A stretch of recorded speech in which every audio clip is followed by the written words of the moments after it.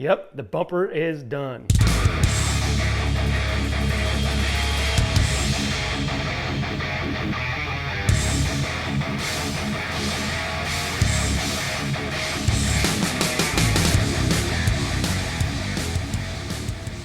All right guys, welcome back to the garage. Yes, got the bumper done. Now, if you watched the last video, when we prepped this thing and painted it, it kind of ended odd, and that's because the paint job just failed. I'm not sure what happened with the clear coat, but it went on nice and smooth, but once it dried with tons of texture. And I don't know if it was because it was in the first thing in the morning and it was humid, or maybe I just had bad cans of clear, but I did everything I could to save it. I tried wet sanding it and polishing it, but the thing is, by the time I got the paint smooth and got all the texture out of it, there was barely any clear left. So in a couple areas when I polished it, the paint removed, and at that point, you know, I just had to call it, and it was what it was. So I ended up sanding the whole thing down and repainting it, and this time it turned out. Now, it's not perfect. There is a little bit of orange peel in it, but overall, for spray cans right out of the can,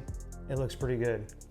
So I am going to still take some 3000 grit and go over it and polish it, but it should take no effort whatsoever to get it cleaned up. So as far as fitment, you guys can see from here and the previous clips, that hood gap is not bad.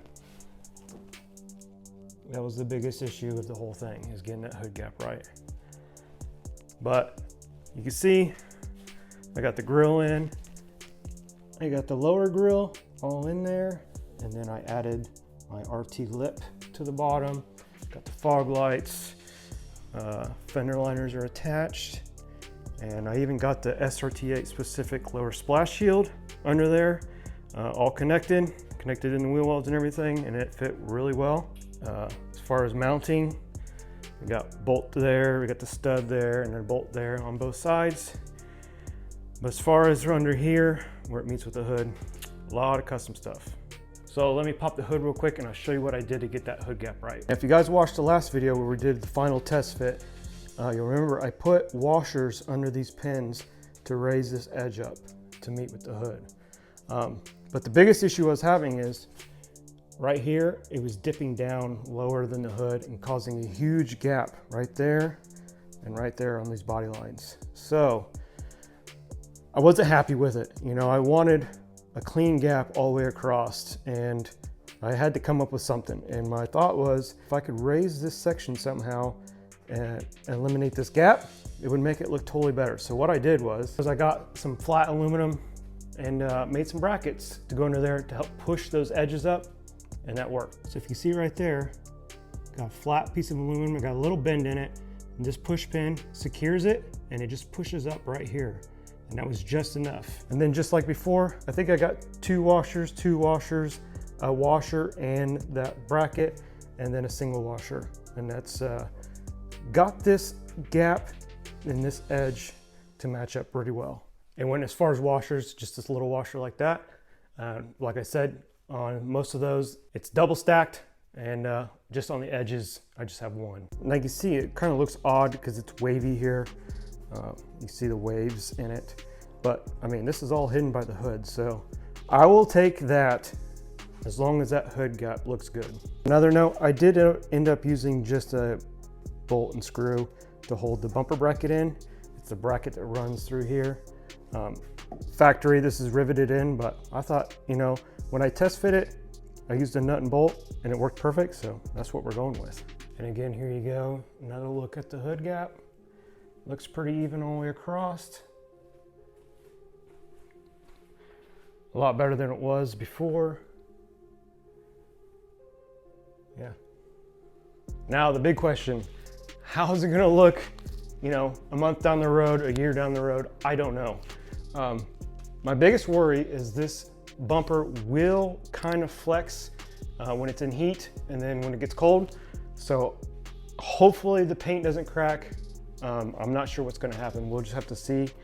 And I'm also worried that if it sits in the sun, is the gaps going to change? I'm not sure. You know, I tried really hard to make sure I could get as much stuff connected to the bumper, like the fender liners, the grills, the lower lip, the lower splash shield, all that stuff adds strength to the bumper since it is polyurethane, so it's flexible. So we will see.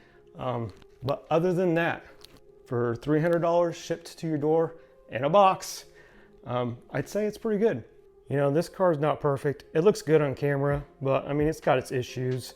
It's got 110,000 miles on it. It was somebody's daily driver for a long time. So, I mean, we spent a fraction on the SRT8 bumper compared to what you would for an OEM one, or even a nice aftermarket replica one from like Rock Auto or something. So we're gonna rock it and see what happens. Also, what do you guys think about the air filter being in that opening right there? I'm not sure if I like it or not. I kind of wish I had a black filter so it was hidden, but overall, I think it's worth it. It was a ton of work, not counting the repaint, but I will take the blame for that. But if you want to know how we got to this point, how we got it to fit right, go back and check my other 2 videos. It explains everything I did. And again, just because it worked for me doesn't mean it's going to work for you. So keep that in mind. There may be tweaks you have to do to yours if you go this route. But yeah, I dig it. I mean, it really changed the front end of this car. So hopefully this helps any of you guys if you decide to do the KBD bumper. And thanks for watching, and I'll see you in the next one.